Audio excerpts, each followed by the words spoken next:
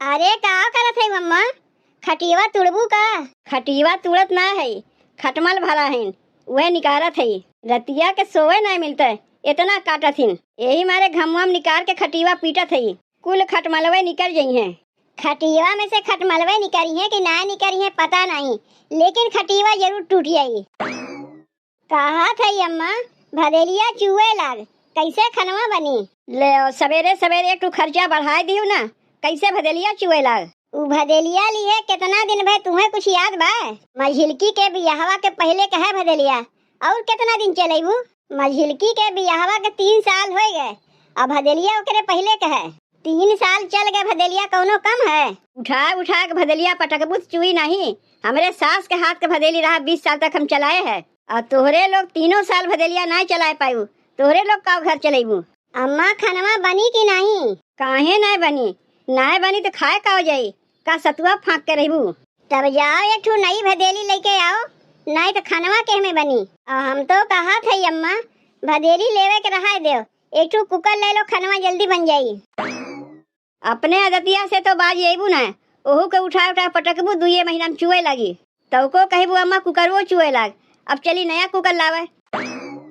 अम्मा तब खनवा कैसे बनी? छोटकी दुल्हनिया अपने बियाहवा में ढेर बर्तनवा पाए रही, 2-3 ठो वही कुकरो पाए रही, वही में से एक ठो कह देते निकाल के दे दे। ए छोटकी दुल्हन, छोटकी दुल्हन तनी यहाँ सुनबू। का कहा थे अम्मा? कहा थे दुल्हन, तू तो अपने बियाहवा में ढेर बर्तन पाए रहे, वही में 2-3 ठो प्रेशर कुकर गिरा रहा, वही में से तनी एक ठो कुकरवा निकाल के दे देबू, काहे कि भदेलिया चुए लाग। बड़का कुकरवा दिहू जेमे सबके खनवा बन सके, छोटका ना दिहू। काहे नहीं देब? चलो अब निकाल के दे देत हई। देखियो कुकरवा लावे से बच गए, अब देखी थे कई दिन तोरे लोग टिकाए पावत ही। बूढ़ा जब तक खटिवा तोड़ नहीं दई है तब तक इन्हें चैन नहीं मिली, और हमें कहते भदेलिया उठा उठा हम पटकी थे। एहमन से कौन कुकरवा दे जीजी के? ई तो बहुत छोट बा, और जीजी कह रही बड़का कुकरवा देवे के। एक काम करत है ये कुकरवा दे देते जीजी के, एमे सबके खनवा बन जाई। ई का इतना बर्तन के पहाड़ लगा के बैठी है? बर्तन के पहाड़ नहीं लगाए है, बर्तनवा बिछत रहे है, जेहमे भतवा बनत रहा भदेलिया चुए ला, तो खनवा कहमे बनी, यही लिए कुकरवा देत है बनवे के। के कहीं से तुम्हें कुकरवा देवे के? तोहार माई कहीं है देवे के, और के कहीं है? माई कहीं से देवे के तो तू उठा के दे देबू, अब से एक ठो निकाल के दे देबू तो अगवा चल के हमरे लोग के देई। इतना बर्तनवा हमरे लोग के लिए कम बा, भदेलिया चुवत रहा तब ना अम्मा निकाल के देवे कहीं है, तो रही कुल गरजिया लाग बा अपन बर्तनवा देवे के। माई भौजी से काहे ना कहता है अपन बर्तनवा निकाल के देवे के? काहे तू ही से कहीं से? तोरे भौजी के लगे कुकर कहाँ बा? जौन बर्तनवा रहा दोनों जनी आपन आपन निकाल के दे चुकी हैं। तू देखे है कि दोनों जनी अपन अपन बर्तनवा निकाल के दे चुकी हैं कि नहीं दे चुकी हैं? अब ही ने कई दिन तुम्हें आए भईबे किया, जौन घर के बारे में तू सब कुछ जान गयू। रखो ये कुल, कुछ नहीं देवे के बारे में से, तब खनवा कैसे बनी और घरा वाले खात कैसे जाइए? तो रही ढेर चिंता दबाए बा, तू देबू तबे खनवा बनी, बिना हमसे पूछे अपने से कुछ उठा के ना दे दिया करो। तब का करी? कुकरवा उठा के धई देई ना देई? अब तोहार माई हमरे ऊपर गुस्सई है, कहिए कुकरवा देवे कह रहे कुकरवा नहीं दिए, तब हम का कही माई के बर्तनवा है, माई खरीदे बा बर्तनवा कि बियाहवा में तोर माई तो का दिए बा? अपने मने कुल कमुआ ना किया करो, तनी अपने आदमी से पूछ लिया करो कि काव करे बा काव नहीं करे बा। हमें तो लागत बा मदद से ज्यादा माई और भौजाई के तुम्हें चिंता दबाए बा। ऐसे एक एक बर्तनवा निकाल के दे देबू, बिहान के जब हमरे लोग को ये लोग अलगाए दई है तो कहमे हम लोग बनाई खाई। तो हार बतिया हमरे ई नहीं समझ में आवत बा कि काहे के क्यों हमरे लोग के अलगाई। तुम्हें उतना समझे की जरूरत नहीं बा, जितना कहा था उतने करो। ऐसे तू ही कुल जान जाइबू तब तो बेकार है कि हम कहा थे। जौने घर में देवरानी जेठानी रहा थी, आज नहीं बिहान वो घर में झगड़ा होइबे करी, और झगड़ा होई तो मामला अलगाव बिलगाव तक आ जाई। ऐसे कुल बर्तनवा उठा उठा के दे देबू, बिहान के अलगाव बिलगाव होई तो काव लेके अलगईबू? तब ठीक बा कुल बर्तनवा उठा के धय देथे। अरे तनी बहिन देखो कि काव चलत बा, सबके घर में कैसे होत बा। कौनो ऐसा कमुआ अपने मन से ना करो कि आगे चल के पछताए पड़े। बतिया समझ में आए तोहरे फिर से समझाई। तू कुछ ज्यादा नहीं दूर तक के सोचा थे, उतना सोचे पड़ा था, नहीं तो गुजारा ना हो, इतना जान रखियो। एक बतिया तनी और सुन लो, अपने से कौनो कमुआ तुम्हें ना करे के बा। नहीं तो दोनों भौजाइये पाए जाइए मौका, तू ही के दिन रात लेताए रहिए। जितना बर्तनवा निकारे है कुल बर्तनवा कोठरिया में धइ के ताला लगा के लाग चबिया हमें दे जाओ। ठीक बा तू चलो, हम बर्तनवा धइ के लाग चबिया तुम्हें दे जात है। अपने मने कुल कमुआ करे लागत है।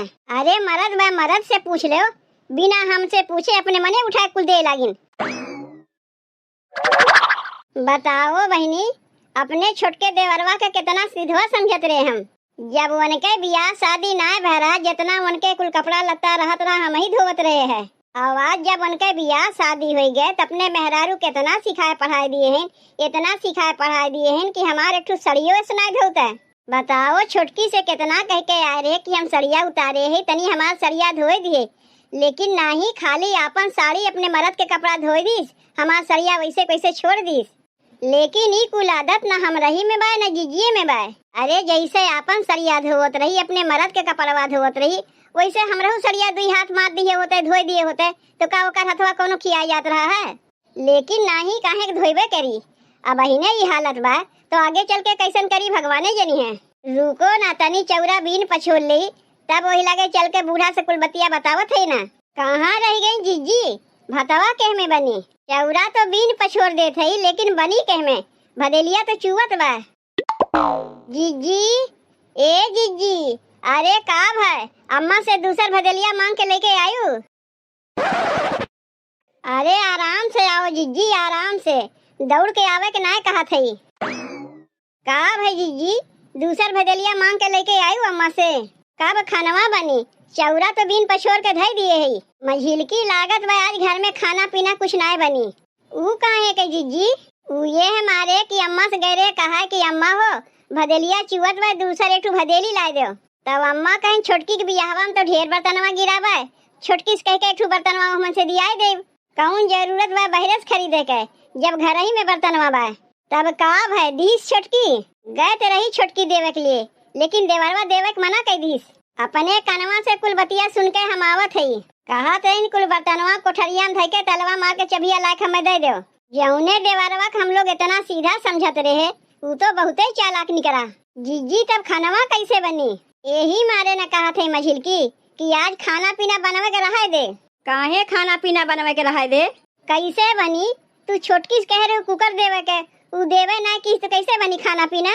तुमसे कहे बजरिया से दूसर भदेली लावे के, तू दिखाई दी छोटकी के, ऊ देवे ना कि तब कैसे खाना बनी? अरे तो का करी, अपन कुल बर्तनवा धइ के रखे रखे अचार डारी। का बताई आजकल के पतो के नैहरे के बर्तन निक रही ना चाहतिन, सोचतिन हमार बर्तनवा ऐसे कैसे पड़ा रही। कुल जगहिया ना अम्मा, पतोहिए के गलती नहीं होता है, बेटुओं में गलती होता है। तनी अपने बेटुओं के देख ले। काहे का हो गए हमारे बेटुआ में? वो नहीं कहतो कि यह धरा है कुल, जितना तोहरे बेटवा हम लोग सीधवा समझत रहे उतना वो है नहीं। छोटकी तो गए रही देवे खातिर, अपने कनवा से सुन के आवत है, तोहार बेटुए तो मना की न देवे के लिए। तोहार बेटवा ने अम्मा अपने मेहररुआ के बिगाड़त हईन। बताओ तोहरे बेटवा के बियाहे के पहले कपड़ा लत्ता के धोत रहा, हम ही न धोवत रहे है। और आज जब बियाह शादी हो गए, मेहरारू वाला हो गई, तो हमार कपड़ा लत्ता धोवे के लिए मना कह दीन। सरिया जैसे धइ के आए रहे वैसे हमार सरिया पड़ी रही, तनी से हमार सरिया धोए देता है तो का ओकर हथवा खिया जाता है? जब ओकर मर्द खुद कपड़ा धोए के लिए मना किए हैं तो कैसे धोए सकत है? वो अपने मर्द के बात मानी न हमरे लोग के बात मानी। का हो गए रे माई के सास पतो में यहाँ मीटिंग चलत बा। तय पहले ही बताओ मझिलकी कपड़वा तोर मेहररुआ काहे ना धोइस?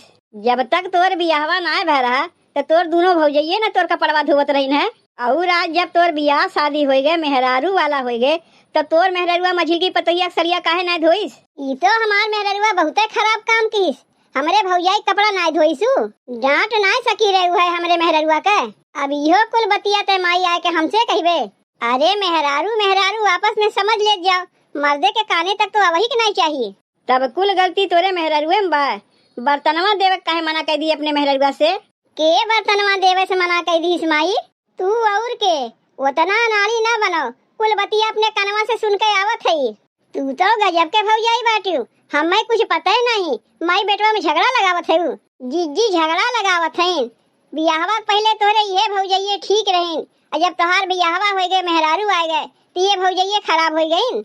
तू दोनों जनी मिल के माई बेटवा में झगड़ा लगावत है, जबकि हम वैसन हइये ना है। तो का लागत बा माई, हम वैसन हो सकी थे जैसन दोनों भौजइये कहा थे। उतना हमें सिखावे के रहा दे बेटवा, हम तोर महतारी है, तो का जन्म दिए है ते हमें ना जन्म दिए है।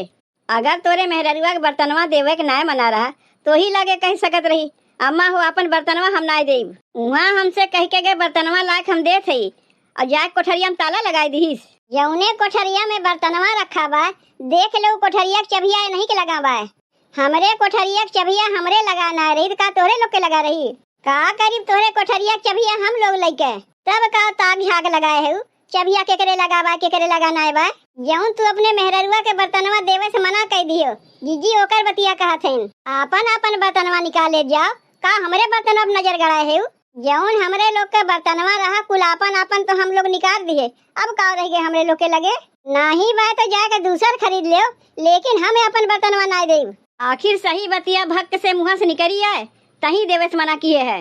हाँ हम ही देवे से मना किए, हम अपन बर्तनवा केहू के ना देब। अरे ये जीजी जीजी कुल कमी हमरे आदमी में बा, झूठ मूठ के झगड़ा ये लोग करत हैं। जितना सबसे हम मिल के रहे चाहिए थे उतना ही सबसे दूर करावत हैं। अरे ये जीजी यहाँ आओ। का हो गई छोटकी, काहे बुलाए हैं? का तोरे लोग एक बर्तन के लेके झूठ मूठ के झगड़ा करत है, इन्हें जाए देव ना, अब निकाल के देई थे। नहीं छोटकी नहीं, मरद के चोरी चुप्पे निकाल के नहीं देवे बा। बर्तनवा तो हमार है ना, हमार माई बर्तनवा हमें दिए बा ना। बर्तनवा तोहार होए से का होत है? जब तोहार आदमी देवे से मना किए हैं तो उनके चोरी चुप्पे तू कैसे हम लोग का दे सकत हूँ? बूढ़ा से कह दिए है अब दुकानिया खुल जाई, जाके दूसर कुकर लेके चली आई है। एक दिन तनी देरिये से खनवा बनी, ओहमे का हो गए। और हम यो जानी थे हमार सरिया धोवे के लिए के तुम्हें मना किए रहा है। देखो ये में हमार कौनो गलती ना है, हम तो सबसे मिल के रहे चाहिए थे, वही हमें ना मिल के रहे देती। अरे हम जानी थे छोटकी, जानी थे कि केकरे में गलती बा, तो का हम लोग ना कुछ कहा थे तब के का कहा थे। का सिखावत जाते यहाँ आके हमारे मेहररुआ के का सिखावत बा कुल हम लोग जानी थे। आवे दो तोहरे भैया के कुल बतिया हम बताई। तोहार मेहररुआ मिल के रहे चाहत है, तू सबसे झूठ मूठ के झगड़ा करवावत हो। बियाहवा पहले तो खूब भौजी भौजी कह के आगे पीछे घूमत रहे है, अब बियाहवा हो गए कैसे बदल गए। आज वह भौजइये खराब हो गई।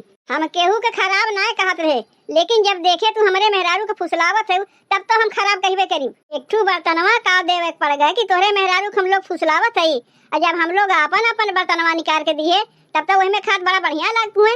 अगर ये तोहार सोच रही ना तो देखा थे घर में बंटवारा बहुत जल्दी हो जाई। देख लियो हम तुमसे का कह रहे, हमार बतिया सही निकला कि ना निकला। का हम तुमसे कह रहे, जौने घर में देवरानी जेठानी नहीं है एक न एक दिन बाट बखरा होबे करी।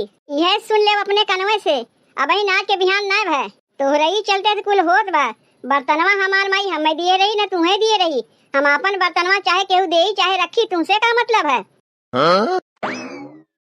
जबनिया खुल गई का ऐसा कौन बतिया हमार भौजइये सिखाई कि एकर जबनिया खुले लाग। ई तो हमहू के सुना के चली गए।